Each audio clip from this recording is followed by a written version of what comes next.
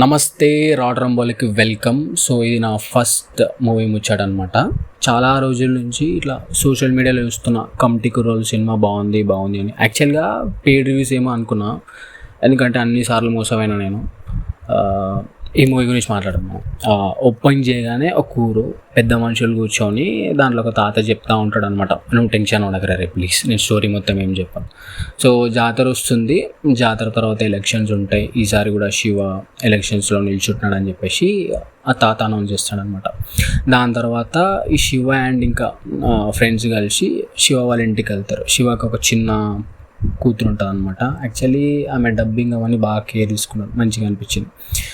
శివ వాళ్ళ వైఫ్ కూడా అక్కడే ఉంటుంది. సో వీళ్ళ లైఫ్లో జరిగిన నాస్టాలజిక్ మూమెంట్స్, ఇక పాత జ్ఞాపకాలన్నీ చెప్తూ ఉంటారు అనమాట. బ్యూటిఫుల్ విలేజ్, దాంట్లో గ్యాంగ్ అంటే మాదే, ఫ్రెండ్షిప్ అంటే మాదే అన్నట్టు ఉంటాయి ఆ నాస్టాలజిక్ మూమెంట్స్, సీన్స్ అన్నీ. ఎంతసేపు ఈ నాస్టాలజిక్ మూమెంట్స్ లాగుతున్నారు అనుకునే గ్యాప్లో ఒక ఇన్సిడెంట్ వల్ల అంత బ్యూటిఫుల్ విలేజ్, అరే ఫ్రెండ్స్ అంటే వీలే అనుకునే గ్యాప్లో మొత్తం సర్వనాశనం చేస్తాడనమాట. సుబ్బుగాడు ఎవడో మీకు తెలుసు భయ్య, సినిమా చూస్తే తెలుస్తుంది. కట్టు ఇంటర్వెల్ అసలు ఫ్రెండ్స్కి గొడవైంది, మళ్ళీ వీళ్ళు ఎట్లా కలిసినారు, లాస్ట్లో ఎలక్షన్స్లో ఎవరు గెలిచినారు అనేది ఉంటుంది. ఎలక్షన్ సీన్స్ కొంచెం బోర్ ఉండే, అసలు ఎలక్షన్ సీన్స్ ఉన్నాయి ఒక 5-6 నిమిషాలు, కాకపోతే అది కూడా నాకు బోర్ కొట్టింది ఎందుకో. సుబ్బుగాడు యాక్టింగ్ బాగా చేసిండు, సుబ్బు క్యారెక్టర్ బాగా మంచిగా అనిపించింది.